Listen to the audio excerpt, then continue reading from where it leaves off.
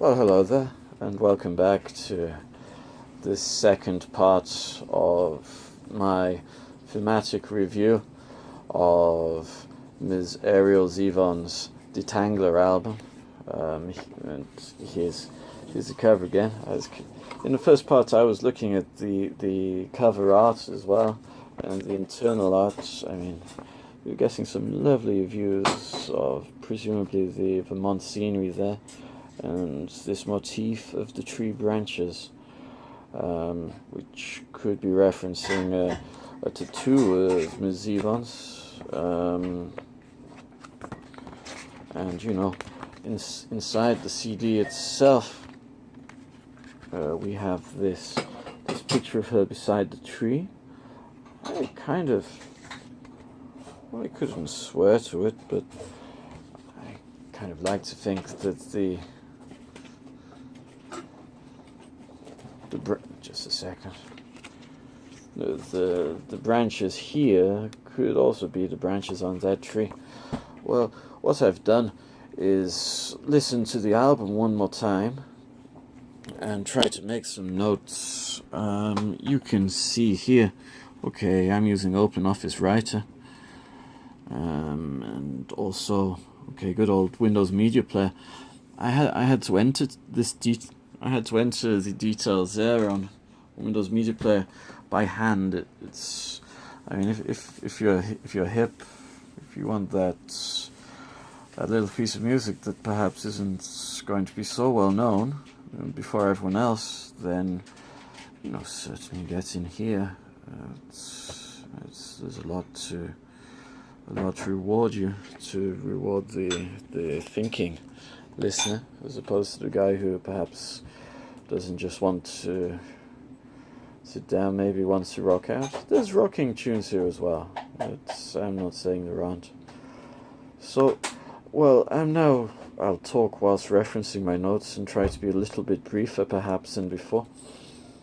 Now, I looked at each song in turn, listening and writing notes at the same time.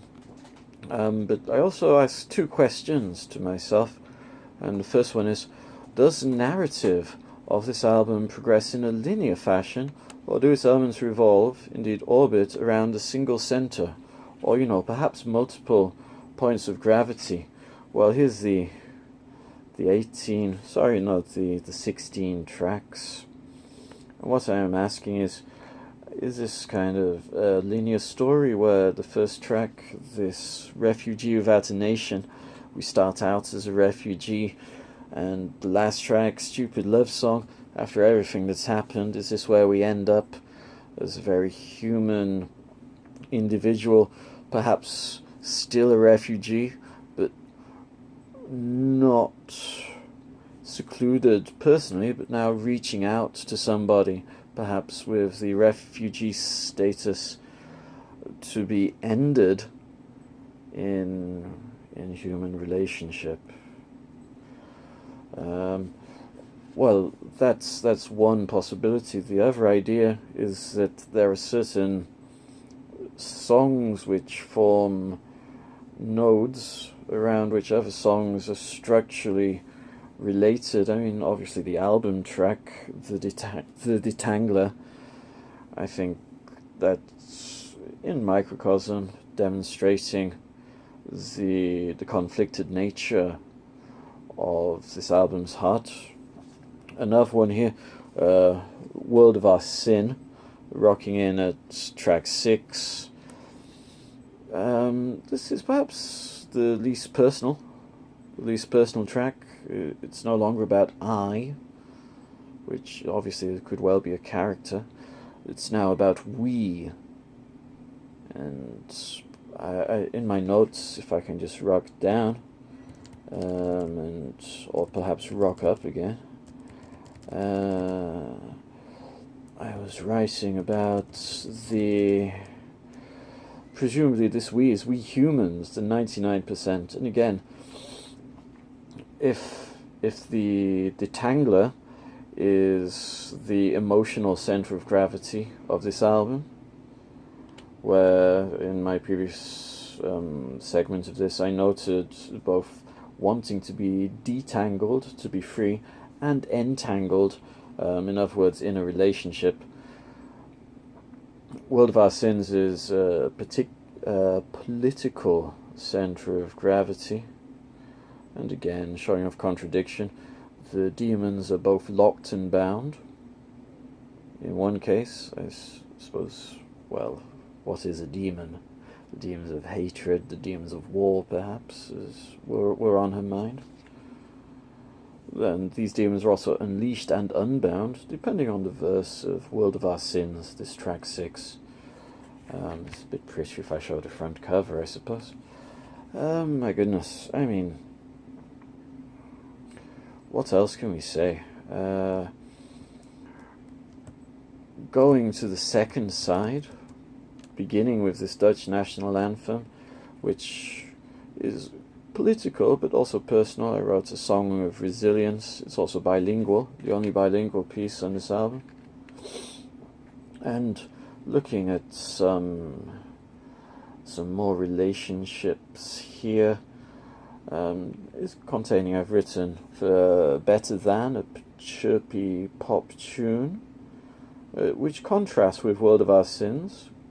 It seems like a relationship song, but could it also be calling for political pragmatism, if not precisely contentment? Things may be bad, but what's the alternative? Are we going to have a revolution and, really unleash the dogs of war? Restart the Malthusian wheel? Things may not be that bad. This second side here seeming to have perhaps more relationship tunes than the first one. Bawling, a crying song, slightly comedic, asserting that she won't cry tonight, but letting on that's precisely what she will do. An endearing tune. In my notes I've noted cowbells, accordion and trumpet seeming to provide humorous breaks to the story. In character there's been a breakup. It's not necessarily drawn from life. And I guess this goes back to a solitary union where there was very much strength in solitude, and the character doesn't need anybody else. And, well, if Better Than could be political, this Bitches Cry 2, it's kind of Bitches Cry 2, the 12th track there, side 2 if you will. Incidentally, when looking at the time, it's clocking in at 54 minutes, so perhaps my supposition that it's intended to be vinyl.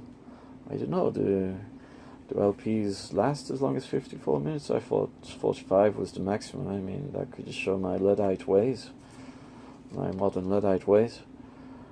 And, well, indeed, Bitches Cry 2, it's a gorgeous trumpet. I suppose I better plug in some of the names, at least, of the musicians here. And that's okay.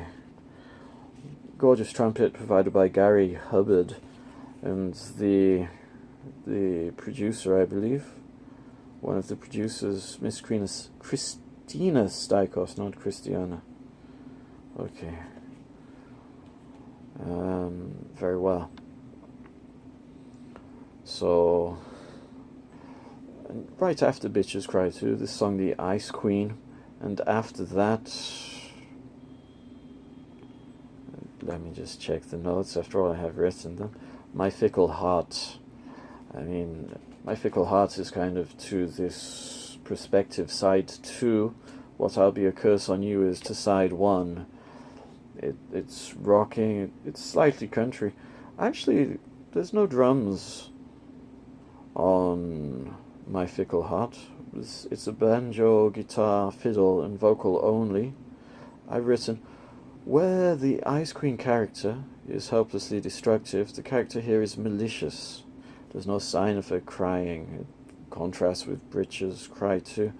It contrasts with Ice Queen. The Ice Queen, again from my notes, admits destructiveness and frigidity at the same time as actual interest. This is somewhat menacing. The vocal delivery is mocking, drawling, and triumphant. And this goes into Holy Planet. Is this the oldest song? Going back to Ms. Zed's Do Occupy days, or perhaps little after? It seems to be her most impassioned vocal here.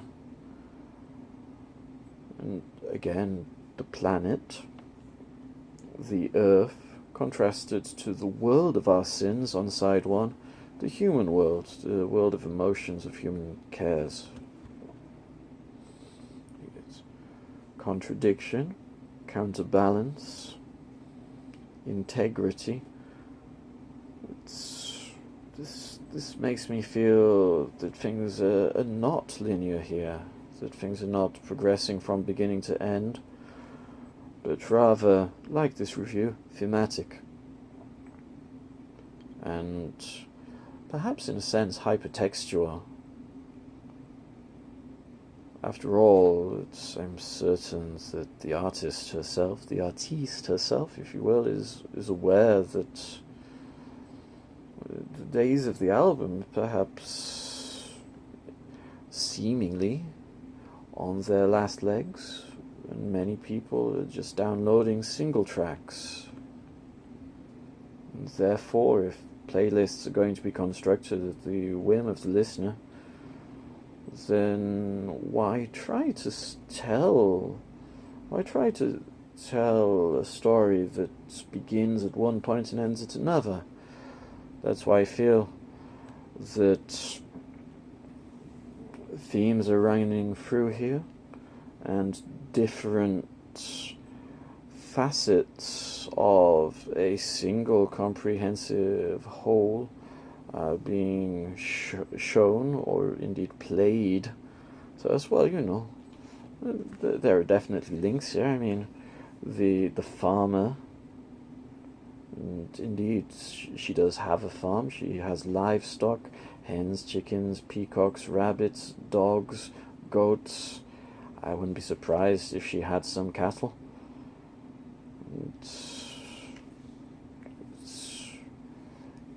To a great extent, this, a hippie female image, certainly. A slightly revolutionary, maybe in some ways Soviet image, with slightly new age, and slightly transcendent.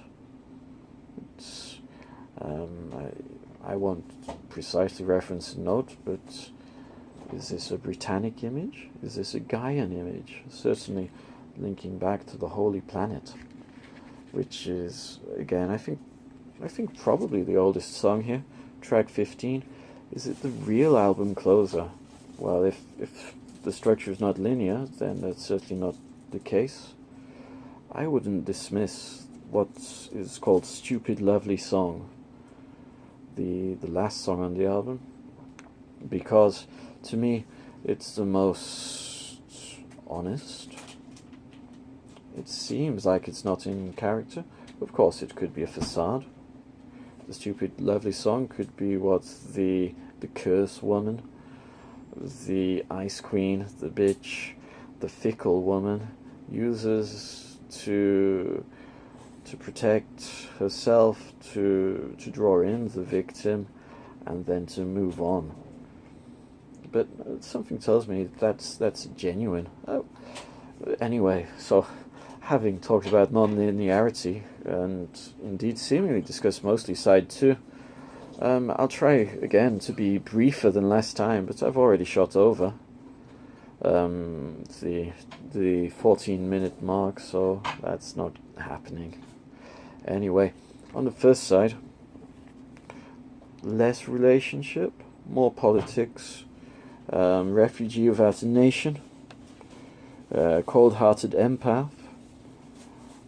Refugee without a nation states about having no one to call their own, and the second one again, an immediate counterbalance.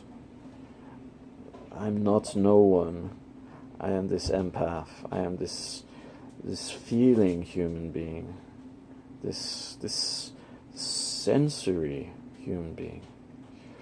And in the third, the lonely boat, which seems to link back directly to the feeling of refugees. It seems tangential, actually, but all those actual refugees in the Mediterranean, and some below the water and never reaching their point of call. That's a tangent, but thinking of boats, that's certainly one part of it. Well, to try and be more focused, let me return to my notes and again read out just the track listing of the first side. Contrasts, okay. Refugee without a nation, contrasting with solitary union, where there is content in solitude. The cold-hearted empath is slightly slower than the assertive first song. In Refugee without a nation, I feel there's an accordion sound. Accordion isn't listed as an instrument. Perhaps Ms. Christina Stikos is providing that sound with her keyboard. The solitary union, track 4, is a slow piano ballad.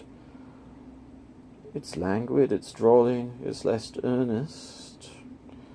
It's got a touch of the show tune. It seems Broadway, which links it straight to side 2. Lonely Boat has a very modern sound. There's some echo on it. There's a cello,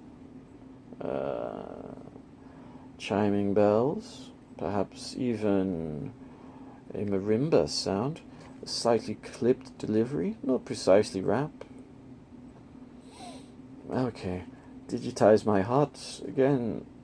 So it goes Lonely Boat, this modern sound, Solitary Union, this very acoustic sound, and Digitize My Heart, which is again another modern sound. It's a piano, I believe. It's just a second. It's good to reference these things, and I'm deliberately not playing the music because of copyright concerns, but I do urge you guys, and indeed gals, and whatever your identification, to go on over and just check out these tunes, which are for free, to be streamed on Ariel Zevon's homepage. And you also get a lovely connection to her latest Instagram, this Grackles band that she's in with Mr. Duffy Gardner, the show dates, and the lovely Vermont imagery, lovely Vermont photographs that she's showing up there. Recent news, I mean, there's a lot to get into. And, okay, well, I was talking about the first side. So, you go from something that seems almost processed to a very acoustic sound between track 3 and 4, and then in track 5, it's generally acoustic, but with more of a full band element. Digitize My Heart, it has a slight, let's see, a slight crackle effect, giving it perhaps an old-timey feel, but it doesn't seem like a genuine crackle effect. It seems like it's been laid over. So, non-intuitively reinforcing the idea of digitization. Now, another band might just lay on the keyboard effects. That's not happening here. It's slightly more cerebral, I would say.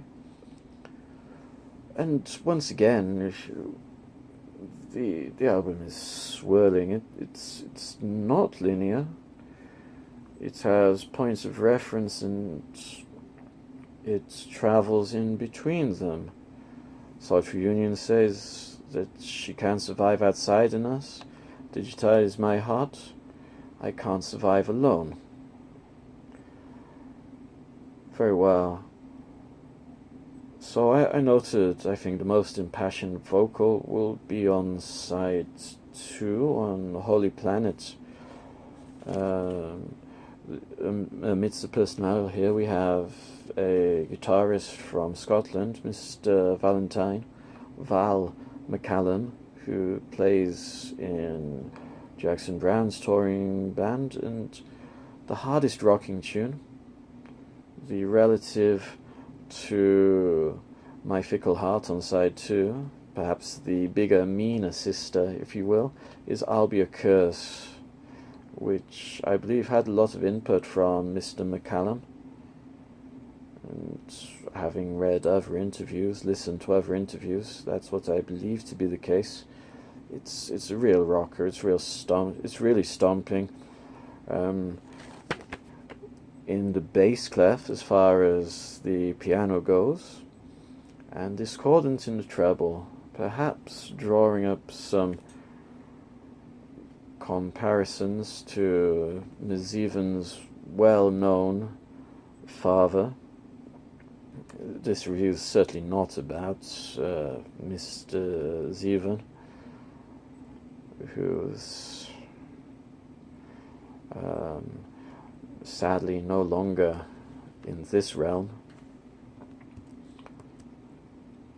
It's just a pause there for one's mind to stray. Well, let's return to what I feel is, well, the title.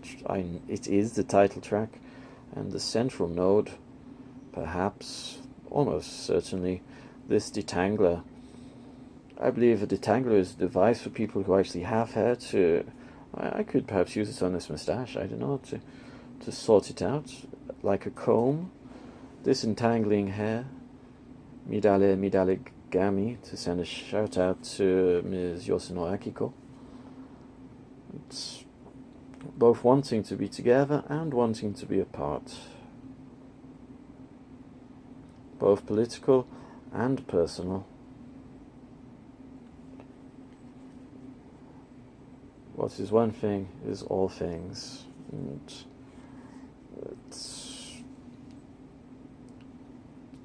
these are not fingers to be lopped off with the swipe of a broadsword. This album is a real fist, a really lovely thing to listen to, and it's going directly onto this phone as soon as I've stopped videoing.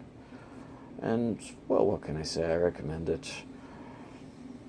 With reservations, if I was an Amazon reviewer, I might give it 4 stars, but my heart is certainly giving it 5 out of 5. A more critical listener may mark it lower, but I think there's really a lot here to enjoy. So I think that's probably where to end this review. I hope I've not bored you too much. I hope you've stuck through to the end, and I hope you see again. Closing review for Ariel Human's The Detangler album. This marks out.